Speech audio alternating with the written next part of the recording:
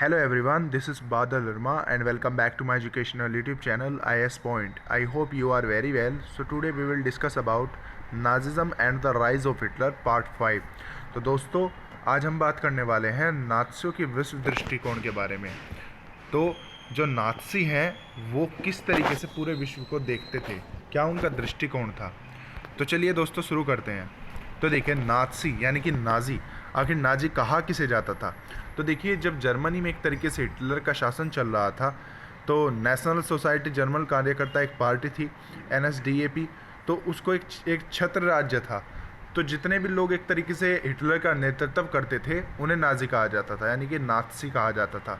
अब देखिए तो नात्सियों ने जो अपराध किए थे वे खास तरह के मूल मान्यताओं, एक खास तरह के व्यवहार से संबंधित थे। तो नात्सी यानी कि नाजी विचारधारा हिटलर के विश्व दृष्टिकोण का पर्यायवाची था। तो इस विश्व दृष्टिकोण में सभी समाजों को बराबरी का हक नहीं था। वे नस्ली आधार पर या तो बेहतर थे या कमतर थे, यानी कि उन्हें समाज में एक तरीके से बेहतर स्तर पर देखा जाता था और एक नीचे के स्तर पर देखा जाता था। इस नज़रिए से ब्लॉन्ड नीली आंखें वाले नॉर्डिक्स जर्मन आर्य सबसे ऊपरी और यहूदी सबसे निचले पायदान पर आते थे।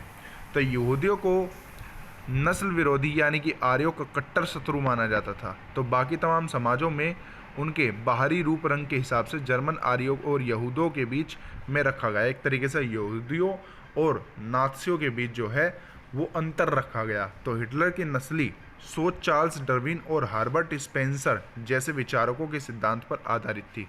तो किसके विचारकों पर आधारित थी? Darwin and हार्बर्ट Spencer. तो जिन्होंने विकास और प्रकृति चयन की अवधारणा के जरिए पौधों और पशुओं की उत्पत्ति की व्याख्या का प्रयास किया। बाद में हार्बर्ट स्पेंसर ने अतिजीविता का सिद्धांत, सर्वाइवल ऑफ फिटेस्ट, जो सबसे योग्य है वही जिंदा बचेगा, यह विचार दिया। तो इस विचार का मतलब यह था कि जो प्रजातियां बदलती हुई वातावरणीय परिस्थितियों के अनुसार खुद को डाल सकती है वही पृथ्वी पर जिंदा बचेगी। यहाँ हमें इस बात का ध्यान रखना चाहिए कि डार्विन ने चयन के सिद्धांत को एक विशुद्ध प्रकृति कहा गया है, तो और जिसमें इंसानी हस्तक्षेप की वकालत कभी नहीं की।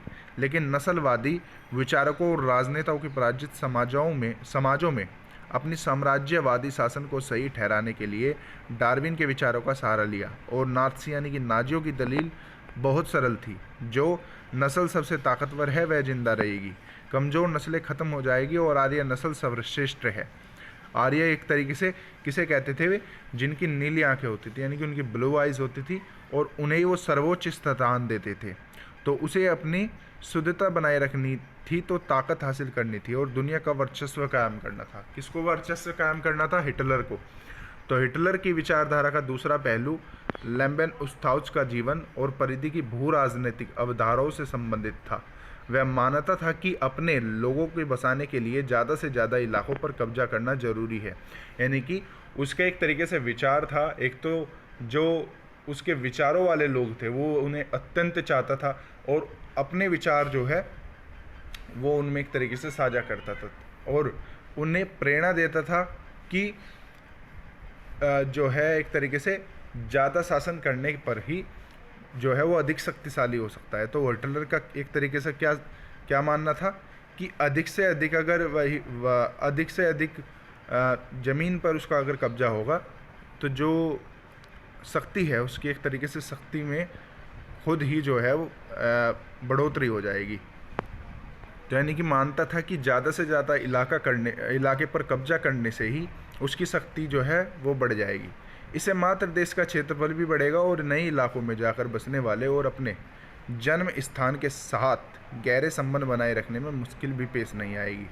तो हिटलर की नज़र में इस तरह जर्मन राष्ट्रीय के लिए संसाधन और बेहिसाब शक्तिशाली इकट्ठा की जा सकती थी। तो पूर्व में हिटलर जर्मन सीमाओं और फैलाना चाहता था ताकि सारे जर्मनों और भौगोलिक दृष्टि से एक ही जगह इकट्ठा किए जा सके और पोलैंड इस धारणा की पहली प्रयोगशाला बना। तो देखिए इसमें हमने नॉर्डिक जर्मन आर्य, तो आर्य बताए जाने वाले की एक शाखा, ये लोग उत्तरी यूरोपीय क्षेत्र में रहते थे और जर्मन या मिलते जुलते मूल लोग थे। और ब्लांड यानी कि नीली आंखों वाले और सुनहरे बालों वाले, उनको ब्लांड कहा जाता था। ऑलराइट। तो देखिए स्रोत ये देख लेते हैं हम, स्रोत क्या है। यह पृथ्वी न तो किसी के हिस्से में मिली है और न ही तोहफे में, नियति ने इसे खुद सौंपा है। जिनके हृदय में इसको जीत लेने का और उसको बचाए रखने का साहस है, उनके जीने पर पार, जिनके पास इस पर हाल चलाने की उद्यमशीलता है, इस दुनिया का सबसे बुनियादी अधिकार है जीवन का अधिकार, बशर्ते किसी भी के पास भी हासिल करने की ताकत हो। इस अधिकार के आधार पर ऊर्जावान राष्ट्र अपने भूभाग को अपनी जनसंख्या के हिसाब से फैलाने के रास्ते ढूंढ लेगा। Hitler secret book Telford Taylor का एक स्रोत है जो कि हिटलर के द्वारा लिखा गया है। तो इससे हम जान सकते हैं एक तरीके से हिटलर की जो विचारधाराएं थी वो किस तरह की थी। तो आपने ये सब देखा। तो इसी के साथ आज का हमारे जो लेक्चर है वो ख़त्म होता है। कल मिलते हैं फिर से एक नए लेक्चर के साथ, और कल हम पढ़ेंगे कि जो नस्लवादी राज्य है उसकी स्थापना किस तरीके से हुई। ऑलराइट, तो फ़िलहाल के लिए इतना ही। आई होप कि आपको ये वीडियो अच्छी लगी होगी। अगर आपको ये वीडियो अच्छी लगी है तो वीडियो को लाइक शेयर कमेंट करना न भूलें। इसी के साथ हैव ए गुड डे। जय हिंद।